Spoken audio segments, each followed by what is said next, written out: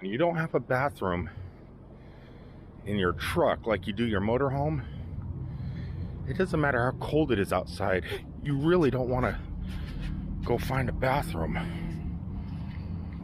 But sometimes you got to take that long walk in the cold.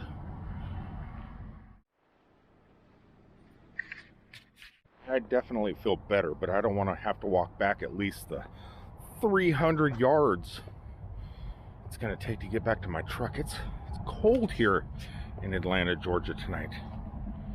Cold. Definitely a benefit of having a restroom in the RV. I just wish modern day trucks did the same thing. Oop. Isn't that weird? You guys ever been walking, down the streets, and as you get close to a street light, it just shuts off? It just happened right there. Happens to me quite a bit. Sometimes I'll just walk by streetlights, and as I get to them, they shut off. Then the next one will shut off. Is this one gonna shut off? Nope, kept going. Strange.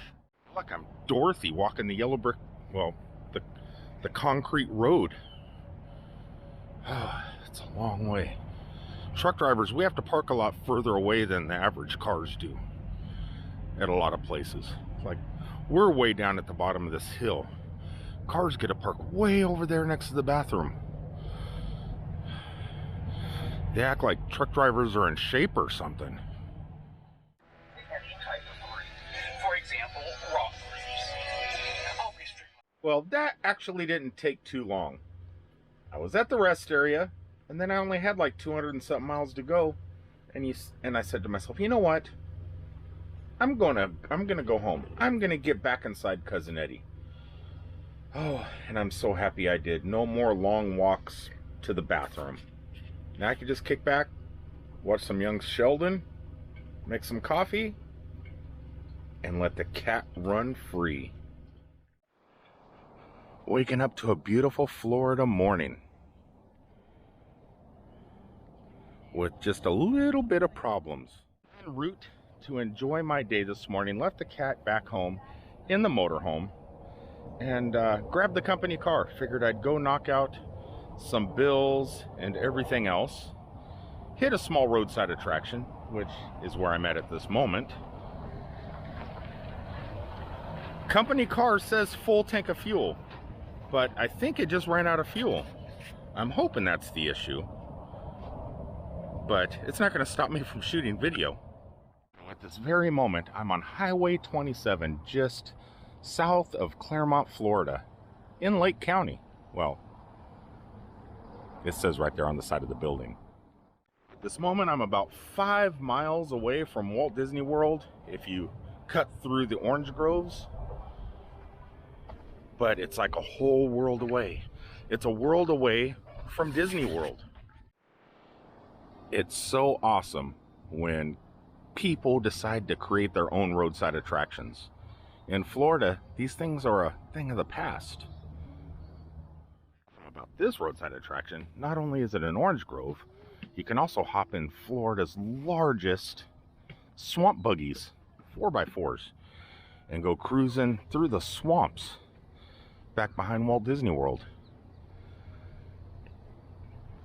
I mean, I've never done it. Not saying I don't want to, though. Oh, look, you can pretend you're an orange. Started out as a small orange grove, now has quite a bit of fun. World's largest 4x4. Oh, they're the world's largest, not just Florida's largest. You pick citrus, fresh healthy juices, creamsicles, farm fresh honey, exotic jerky, local beer, tropical wines. So much fun stuff. And lots of fun things to do with the kids. I am not sure, but I think there's a good possibility this place might even be a Harvest host.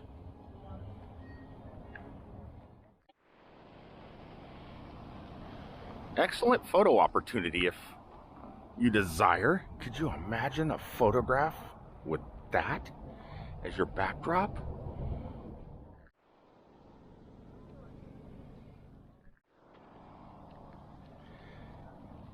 Definitely a beautiful place. Someplace I never really stop at.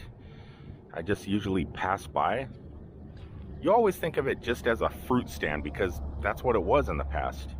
But they've been putting some money and effort into this place.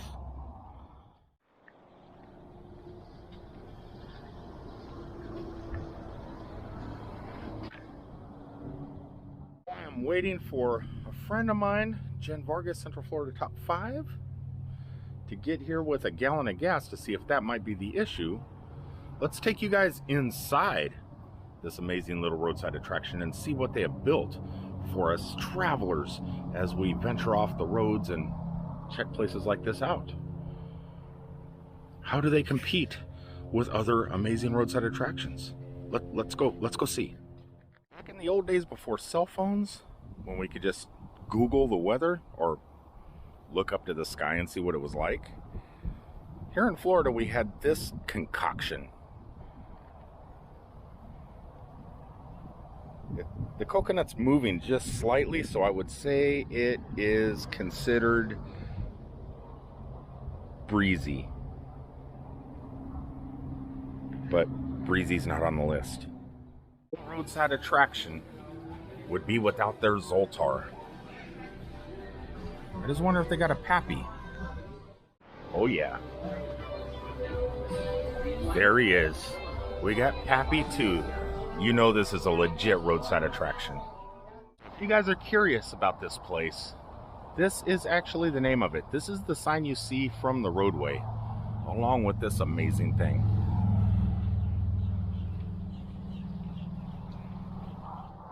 Look at the size of that gator on the roof. I actually think that's a real stuffed gator. That's not a fake gator. That's a good 16 feet long, I'm guessing. And if you travel with little ones, there's definitely some fun stuff for the kids to do. And granted, all this is free. Disney is what, $500 a person nowadays? This is free. Ooh, we have some tigers out here greeting us. Why is it? There's no tigers in Florida. But every roadside attraction needs a tiger.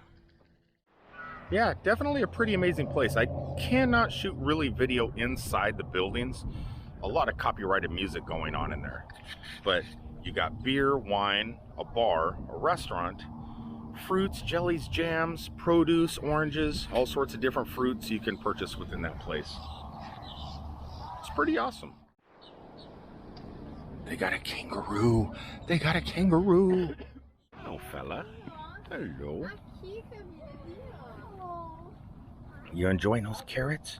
Are you enjoying those carrots? He can't talk. His mouth is full. Hello. What? Oh, at first he thought I had food. I thought he was coming to me, but he's heading over to those kids to eat. He knows they got food. Would you look at this place? There's a kangaroo. There's a kangaroo. So this is what I'm assuming. Inside the building over there, you could probably buy like a little bucket of food, like carrots and stuff like that, for a couple dollars, and bring it over here and feed the animals. They got the only ones that seem to be eaten, not the kangaroo. He's back there with that hog. But it seems that the cows, the goats, and the birds are all up enjoying food out of people's hands. That's kind of cool. More fun stuff for the children's, or the children's in our hearts. Here we got some orange groves with kids screaming in the background. Kids screaming all the way over there. It sounds like I'm on an airplane or a Greyhound bus. Take it, what you do is you grab a bag from down here under these blocks. You grab one of those bags and then you take it out into the field and pick your own oranges. And it's $18 for 1/4 of a bushel. How much is a bushel? This month doesn't end in a burr, like December, September. It's February. So oranges are not ready to be picked right now. You pick the oranges in months that end in burr. I don't know if a lot of people knew that, but that's how it works. And would you look, here's some little babies with a bee. There's a little bee pollinating. Go ahead, pollinate. Pollinate, bee. I think I scared him. Look at there.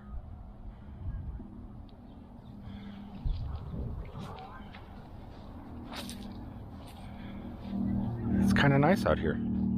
Let's see if we can find some more pollination. There's some over here. I don't want to get too close to that one though. He looks angry. He says, leave me alone, let me pollinate.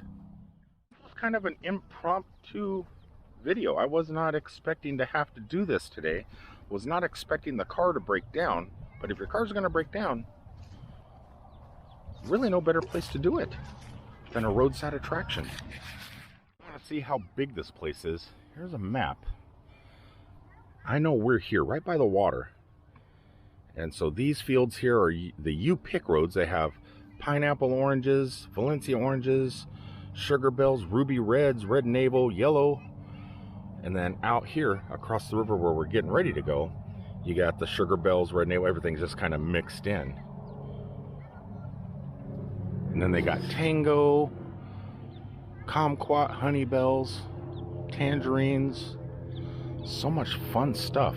And then out here in the lake, you could pick some gators.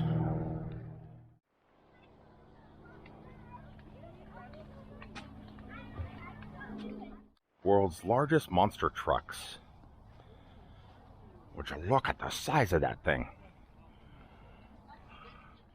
That's definitely a bucket list item right there. I need to do that one of my trips home.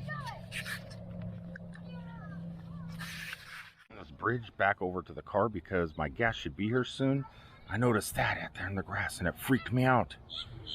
That little thing in the grass freaked me out because it was like he's just stalking the kids. Just waiting for someone to get close. Then he's gonna unspring himself and curl and get a snack. Well guys, I'm gonna go ahead and sign off, wait for my fuel to get here, and continue on down the road. I'm just glad that the car broke down on the road almost directly across the street from this amazing place. That's luck right there. That's luck. Not only do I get the content from breaking down, I get the content for hitting a roadside attraction.